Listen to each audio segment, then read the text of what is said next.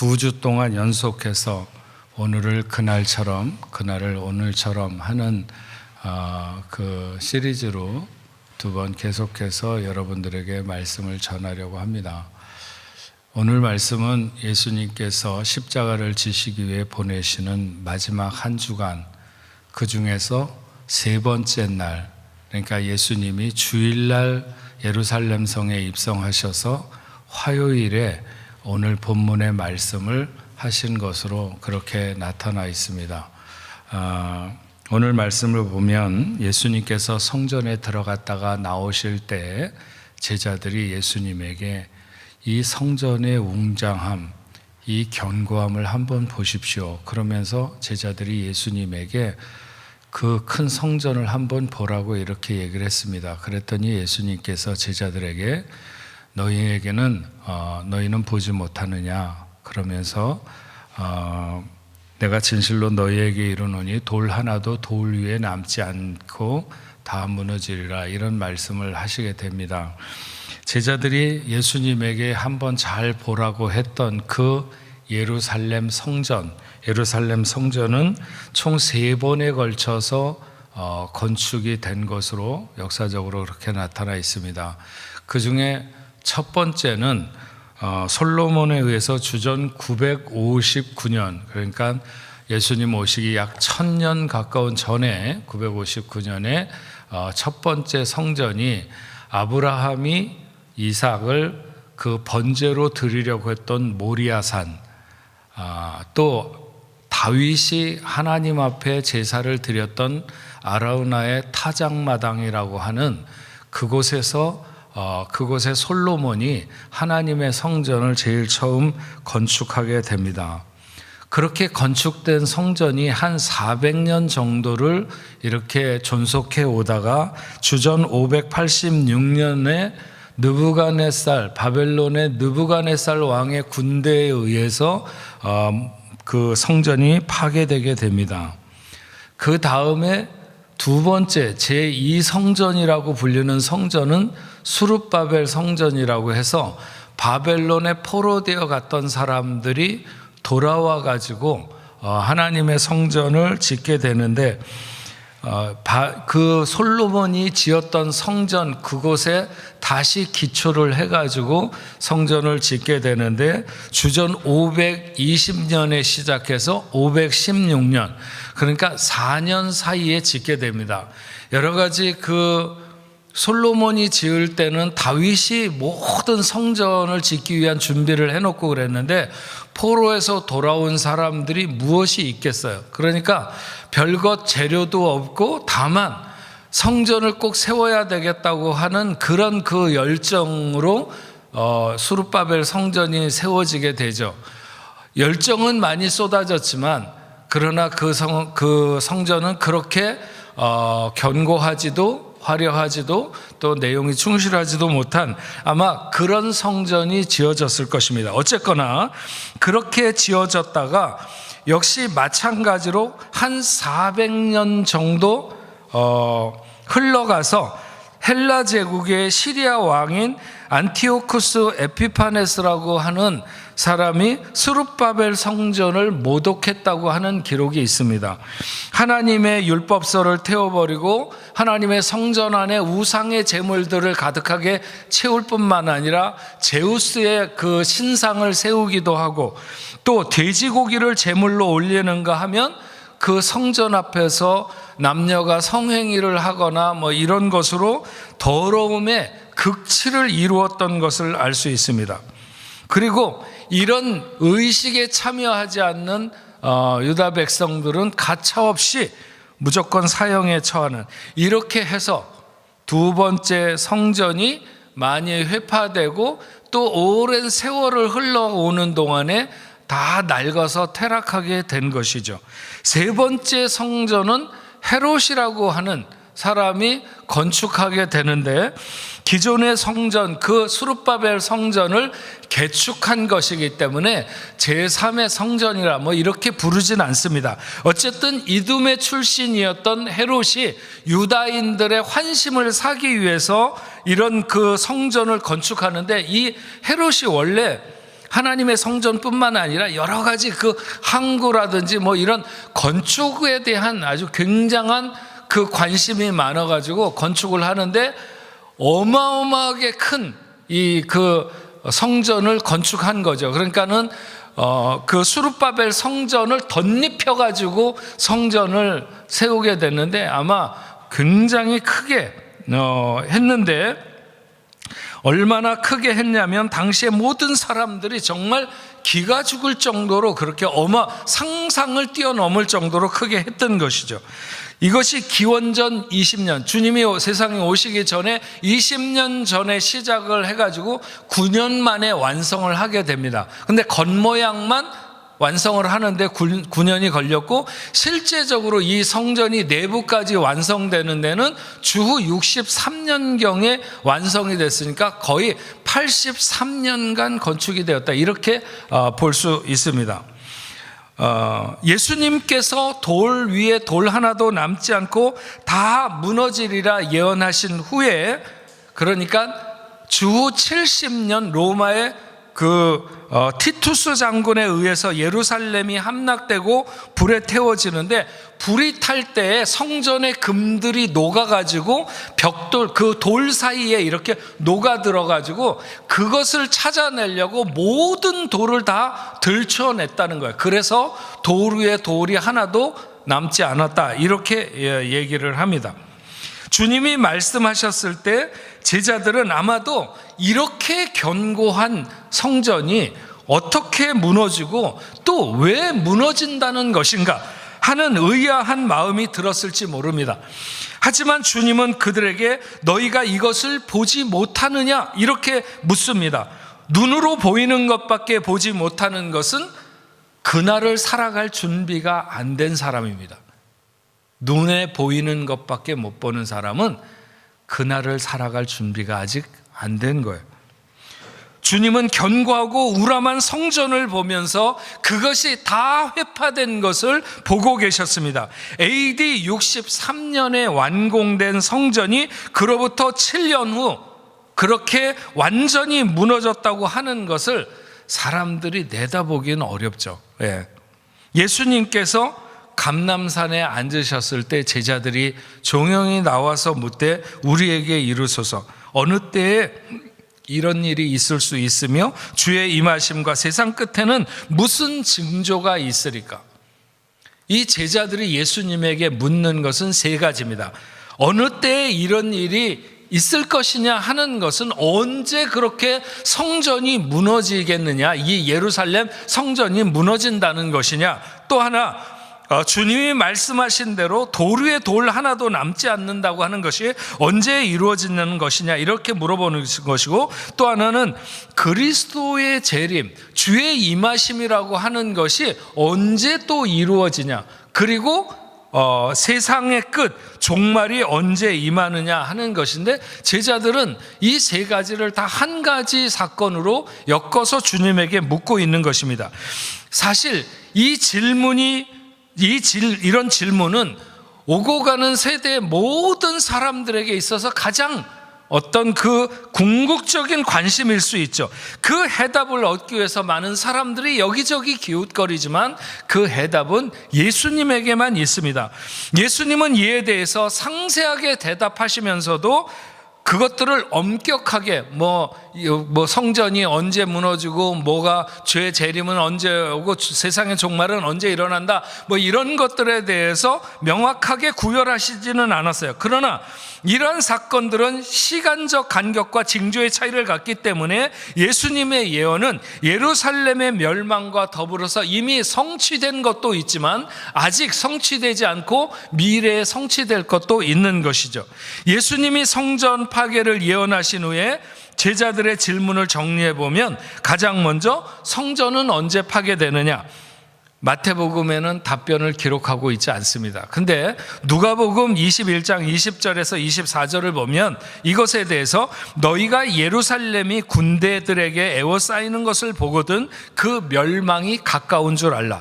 그때에 유대에 있는 자들은 산으로 도망할 것이며 성내에 있는 자들은 나갈 것이며 촌에 있는 자들은 그리로 들어가지 말지어다.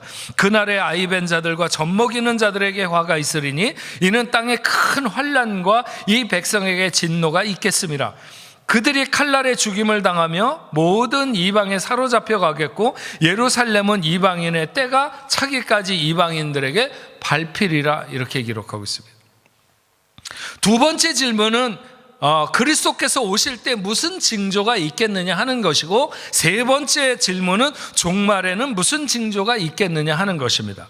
오늘 우리가 중점적으로 생각하려고 하는 것은 이 두 번째와 세 번째 질문입니다. 첫 번째 질문은 성전은 언제 파괴될 것인가 하는 것은 오늘의 시점에서 우리가 보면 이미 과거입니다.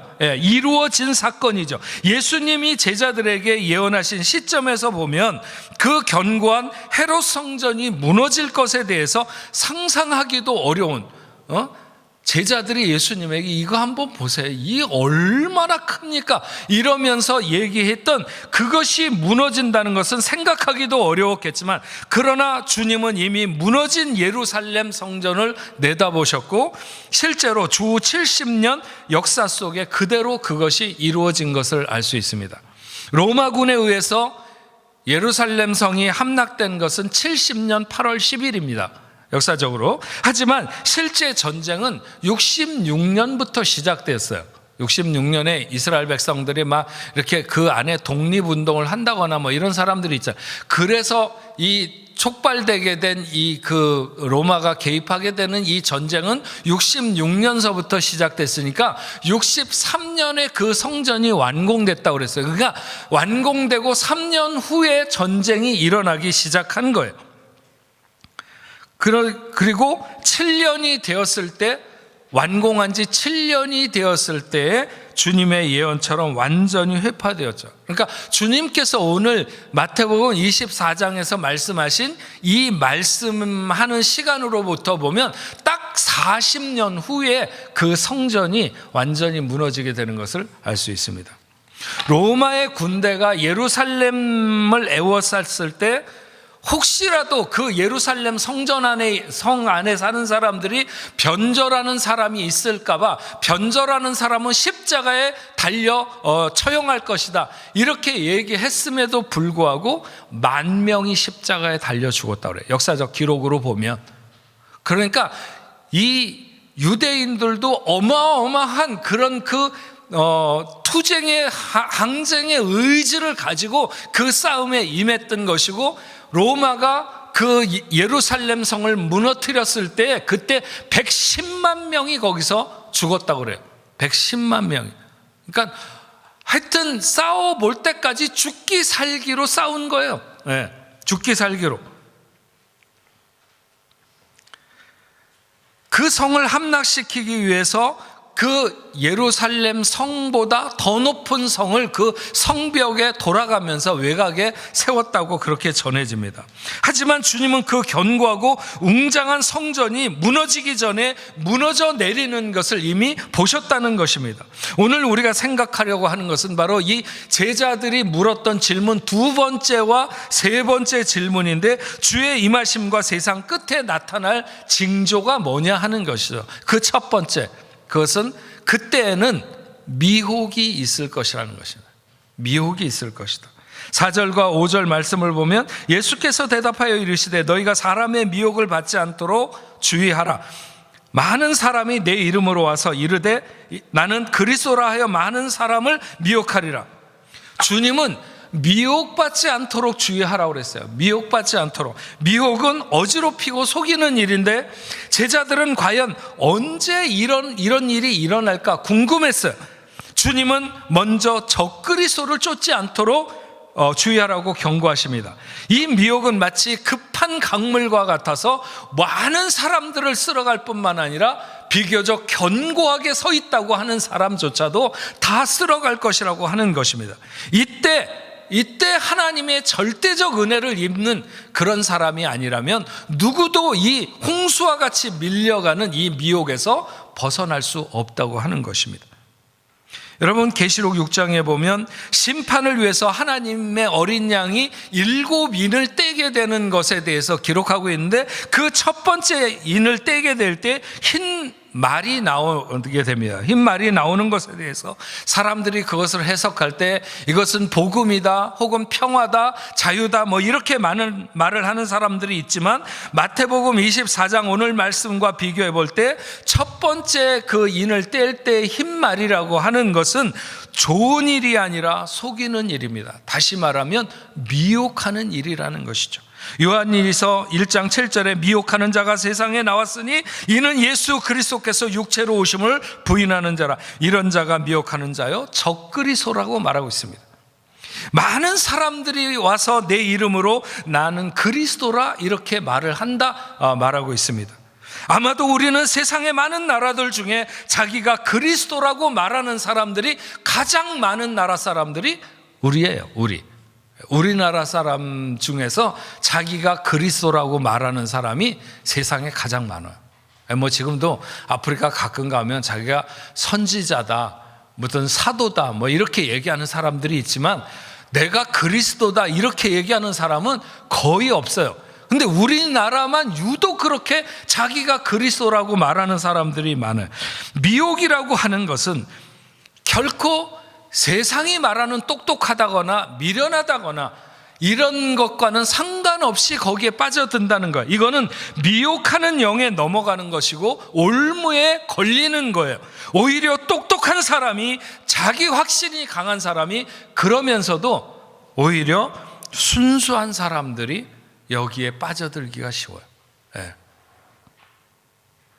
미혹을 현대어로 현혹이라고 번역하고 있어요. 충분히 현혹당할 만한 이유가 있는 거예요. 아무도, 우리는 누구든지 영적으로 어른인 채 해서는 안 됩니다. 부지런히 하나님의 말씀을 배워야 하고 바른 길에 서 있어야 하죠. 하나님이 이 시대에 교회를 축복하시는 이유에 대해서 제가 언젠가도 그런 얘기를 했어요. 하나님이 교회를 축복하시는 이유가 뭐냐? 이단의 여러 가지 그런 모양으로부터 교회를 얼마나 깨끗하게 지킬 수 있느냐 하는 것으로 하나님이 교회에 사랑도 부으시고 은혜도 주신다, 복을 주신다, 이런 말씀을 드렸어요. 하나님은 이단의 잘못된 그 더러움을 견디기 어려워하신다는 거예요. 마지막 때에 가장 두드러지는 징조가 뭐냐? 미혹이라는 거예요. 미혹. 우리는 미혹받는 시대에 살고 있다는 것이죠. 23절과 24절의 말씀을 보면 그때 사람들이 너희에게 말하되 보라 그리스도가 여기 있다 혹은 저기 있다 하여도 믿지 말라. 거짓 그리스도들과 거짓 선지자들이 얼마나 일어나 표적과 기사를 보여 할 수만 있으면 택하신 자들도 미혹하리라. 택한 자들도 미혹하리라. 큰 표적과 기사를 보여 실제로 이런 사람들이 놀라운 기사와 표적을 나타냅니다. 결코 범인 같지 않은 그런 기이한 행동을 하기도 하고 어떤 초능력을 나타내기도 합니다. 하지만 그 놀라운 일이나 표적과 기사에 우리의 믿음을 실어서는 안 되고 우리는 항상 말씀에 우리의 믿음을 실어야 됩니다. 표적과 기사가 무엇을 목표하는가? 그것이 하나님의 영광을 위하지 않는다면 아무리 우리가 깜짝 놀랄 만한 일을 내 눈앞에서 행한다 할지라도 그건 아무것도 아닙니다. 누군가 달리는 기차를 장풍으로 세웠다 하더라도 왜 멀쩡히 달리는 기차를 세우느냐 이거예요. 그 사람은 경찰서에 잡혀가야 되는 거예요. 교통방해죄로. 뭔가 자꾸 성과를 내세우며 미혹하려고 하는 것도 우리는 유의해야 됩니다. 사람이 많이 모이게 한다고 하나님의 능력이 있는 것도 아니고 건물을 높이 세운다고 해서 하나님이 큰 영광을 받으시는 것도 아니라는 거예요. 무엇이 이 시대에 우리를 미혹하는가 하는 것에 대해서 우리는 잘 살펴야 되는 것이죠. 두 번째, 그때에는 난리와 전쟁이 있을 것이다. 6절 말씀에 보면 난리와 난리의 소문을 듣겠으나 너희는 삼가 두려워하지 말라. 이런 일이 있어야 하되 아직 끝은 아니니라. 이 모든 것이 재난의 시작일 뿐이라. 난리와 전쟁의 소문을 얼마나 우리가 신속하게 또 많이 들을 수 있는 세상을 오늘 우리가 살아가고 있습니까? 미국에서 편지 하나 받으려면 몇 달을 기다려야 받던 그런 시절도 있었어요. 그럴 때는 그쪽에서 무슨 일이 일어났는지 다 지나가고 난 다음에도 모르는 경우가 많았어요. 하지만 지금 그렇지 않죠. 미군이 철수하고 난 아프가니스탄에 다시 탈레반이 신속하게 점령하고 있다는 것을 우리는 그날 듣게 돼요. 그 소문을 그날 듣게 됩니다. 많은 사람들이 좋은 세상이 왔다고 말할지 모르겠지만 이 모든 것이 재난의 시작이라는 말씀에 우리는 무게를 두어야 하는 것입니다. 거대한 패권이 생긴다고 하는 것, 그것이 미국이 패권을 잡든 중국이 패권을 잡든 그것은 오히려 거대한 싸움이 일어날 가능성이 높다는 것을 의미하는 것입니다. 매튜 헨리는 그런 말을 했습니다. 세상이 그렇게 난리와 전쟁의 소문이 있어도 그리스도의 도시와 성벽은 분란의 시대라도 세워질 수 있고 전쟁이 오히려 그리스도의 사역을 촉진할 수 있다. 그렇습니다. 우리는 그렇게 거기에 믿음을 두고 오늘도 그리스도의 나라를 세우며 나가는 그런 사람들이 되어야 될 것입니다. 셋째, 기근과 지진이 있을 것이다 하는 것입니다. 무슨 징조가 있겠느냐? 마지막 때에는 기근과 지진이 있으리, 곳곳에 기근과 지진이 있으리니. 하나님이 범죄한 다윗에게 선택하라고 했던 세 가지의 심판의 유형이 뭐냐면 기근과 온역과 지진이었어요. 계시록 6장 5절에 보면 그 앞에서 얘기한 어린 양이 세 번째 인을 뗄 때 검은 말이 나오게 되는데, 검은 말은 기근을 상징해요. 기근을. 이어서 네 번째 인을 뜰 때 청황색 말이 나오는데 그것은 사망을 태우고 음부를 동반한 기근과 온역을 상징하게 되죠. 계시록 6장 8절은 이렇게 기록합니다. 내가 봄에 청황색 말이 나오는데 그 탄자의 이름은 사망이니 음부가 그 뒤를 따르더라. 그들이 땅 4분의 1의 권세를 얻어 검과 흉년과 사망과 땅의 짐승들을 죽이더라. 여러분, 청황색이라고 하는 것은 죽음의 색깔을 말합니다. 마치 사람이 죽었을 때 그 피부색이 푸르스름하게 변하듯이 전쟁으로 인하여 죽고 지진으로 인하여 죽는 사람들이 엄청나게 많아진다. 그날에 우리가 엄청난 죽음들을 목도할 것이라고 하는 것입니다. 여러분, 코로나로 인해서 미국처럼 그렇게 크고 부강한 나라에 시신을 처리하지 못해서 냉동 창고에 시신을 생선처럼 보관하는 그런 시대를 우리가 살아가고 있다는 거죠. 이런 일들이 일어나는 세상에서도 깨닫지 못한다면, 이렇게 인간이 손쓸 수 없는 그런 영역의 일들이 일상처럼 일어나는데도 영적으로 우리가 새로움을 입지 못한다면 이것이야말로 이 시대를 살아가는 인생의 큰 비극이다. 오늘이야말로 우리가 영적으로 새로워져야 되는 그런 요구를 하나님이 하고 있다고 하는 것이죠. 네 번째, 어떤 징조가 있을 것인가? 환난과 순교가 있을 것이라고 합니다. 9절 말씀해 보면 그때 사람들이 너희를 환난에 넘겨주겠으며 너희를 죽이겠으니 너희가 내 이름 때문에 모든 민족에게 미움을 받으리라. 세상이 우리의 믿음을 격려하는 그런 세상은 결코 오지 않을 것입니다. 언제든지 결코 그런 세상은 오지 않을 거예요. 환난과 핍박이 일상처럼 일어나는 시대를 오히려 맞을 것입니다. 어쩌면 더 교묘한 방법으로 우리의 영혼을 마비시키려고 하는 시도가 세상에는 끊임없이 시도되겠죠. 하지만 우리는 끝까지 견뎌야 됩니다. 많은 사람들이 낙심하며 떨어져 나가고 세상에 동화되겠지만 끝까지 신앙의 절개를 지키고 견디는 사람에게는 영광의 면류관이 주어지리라. 믿는 사람들끼리도 서로 잡아 죽이는 일이 일어난다고 했어요. 마치 유대교에 철저했던 사울 청년이 하나님에 대한 열심을 가지고 그리스도를 믿는 사람을 잡아 죽이기 위해서 그렇게 애썼던 것처럼 그런 현상들이 마지막 때 일어날 것을 오늘 말씀은 예언하고 있습니다. 우리는 이런 일이 있으리라고 하는 것과 그때 두려워하거나 무서워하지 말고 오히려 담대하라고 말씀은 우리에게 전하고 있습니다. 그런 일이 있을 것이라고 하는 것을 알려주고 있으니까. 다섯 번째, 불법이 성하고 사랑이 식어진다고 하는 것입니다. 12절에 불법이 성함으로 많은 사람의 사랑이 식어지리라. 사랑이 식어지는 이유는 불법이 성하기 때문에, 불법 때문에 내적인 분열과 균열이 생기는 거죠. 그리고 이것은 결국은 보면요, 교회의 분열과 성도의 분열에서 세상으로 흘러가게 되는 거예요. 이런 사람들 사이에 사랑이 식어지는, 그러면서 이런 분열이 일어나게 되는 거죠. 서로를 위해서 목숨을 내어주던 사람들이 서로를 죽이지 못해서 애쓰는 세상으로 바뀌게 될 것이다. 그렇다고 해서 세상의 끝은 아니다, 이렇게 말합니다.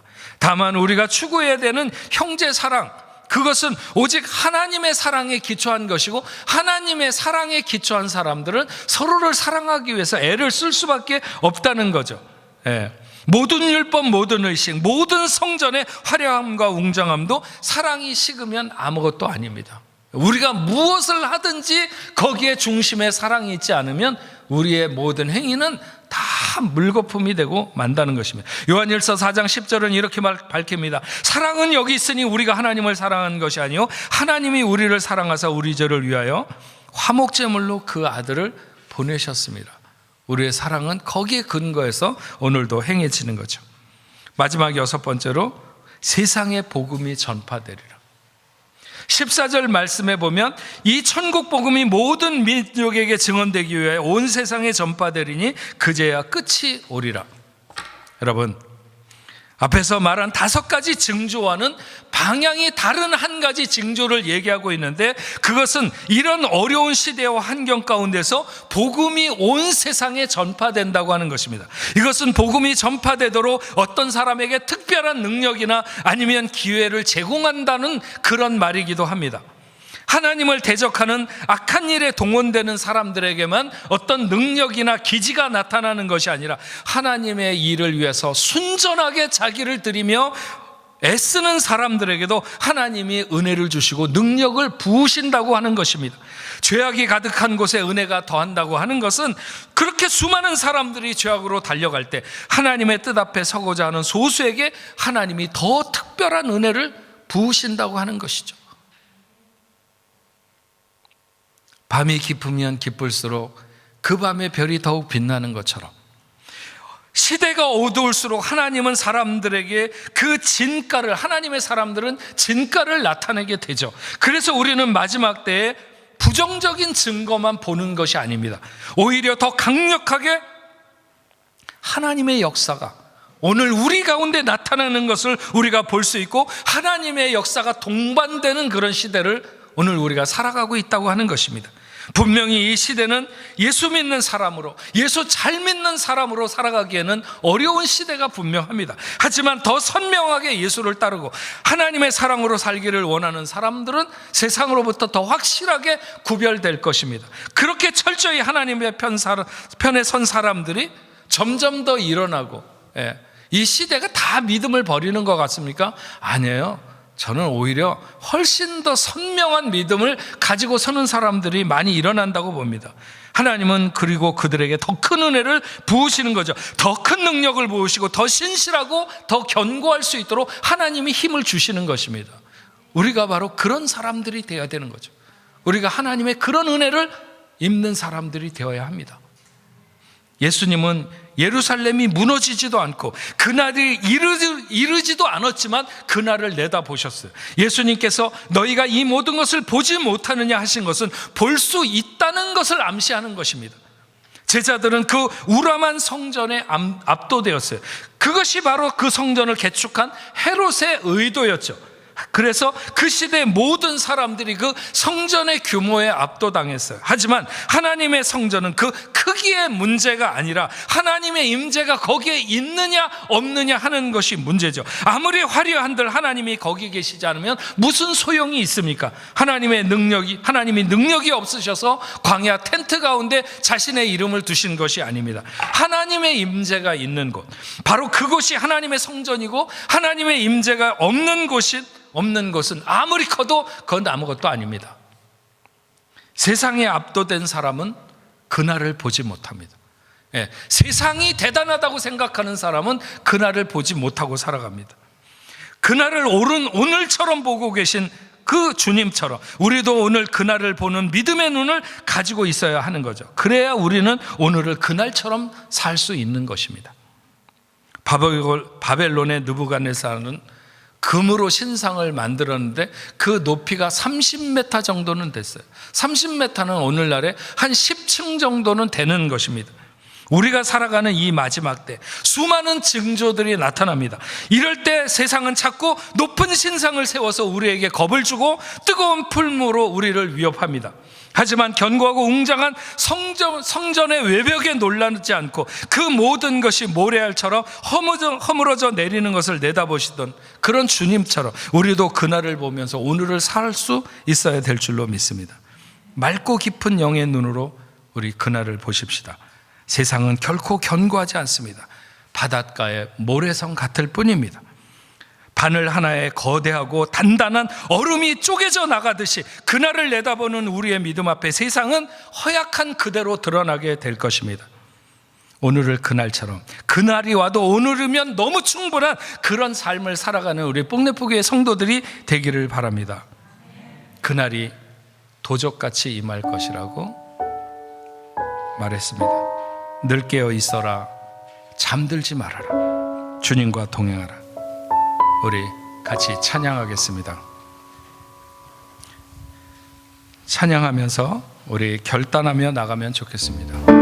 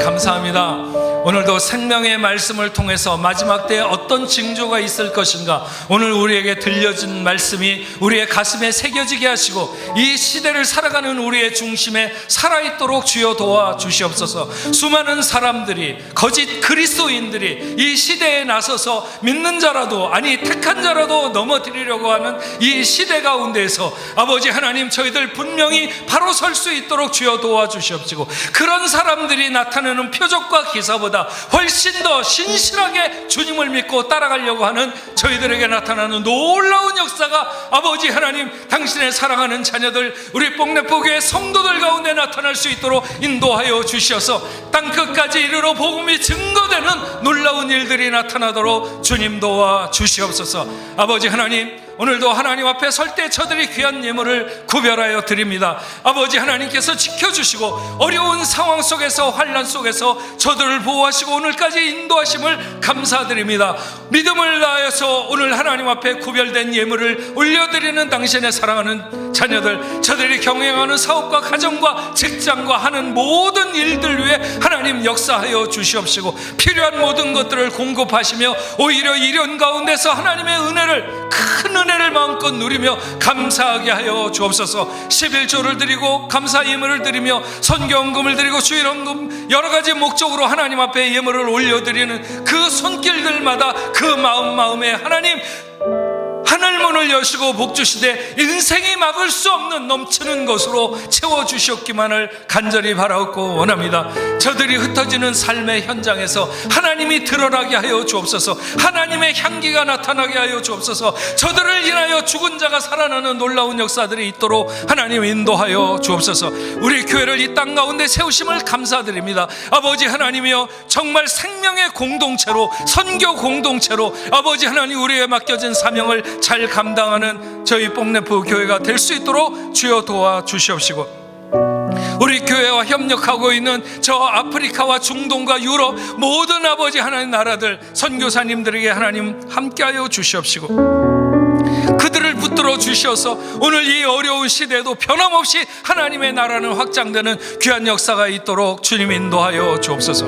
아버지 하나님, 흩어져 있는 우리 뽕내포 교회 성도들 어디에 가 있든지 하나님 함께하여 주셔서 안전하고 건강하게 다 돌아올 수 있도록 주님 도와 주시옵시고, 오늘 저들의 삶의 현장이 비록 힘들고 어렵다 할지라도 낙심하지 않게 하여 주옵소서. 눈을 들어 주를 바라보게 하여 주옵소서. 주님이 아버지 안에 저들에게 능력이 되는 삶을 살아가는 귀한 자녀들 될 수 있도록 주여 도와 주시옵시고, 특별히 아버지 안에 질병으로 인하여 몸이 아픈 하나님의 자녀들이 있습니까? 이 자리에 있든지 멀리 떨어져 있든지 주님 역사하여 주셔서 예수의 이름으로 모든 질병을 깨끗이 고치시고 아버지 하나님, 저들이 완전하게 되는 귀한 은혜가 있도록 주님 도와 주옵소서. 예수의 이름으로 모든 질병이 물러가도록 주님 고쳐 주시옵소서. 이제는 우리 주 예수 그리스도의 이름과 하나님 아버지의 크신 사랑과 성령님의 감화 감동 위로 교통하심이 오늘 하나님 앞에 나와 예배하는 당신의 사랑하는 자녀들과 저들의 가정과 직장과 두고 온 고국교회, 세계 만방에 흩어져 복음을 전하는 모든 선교사들과 그 사역지 위에 이제로부터 영원토록 함께 있을지어다. 아멘.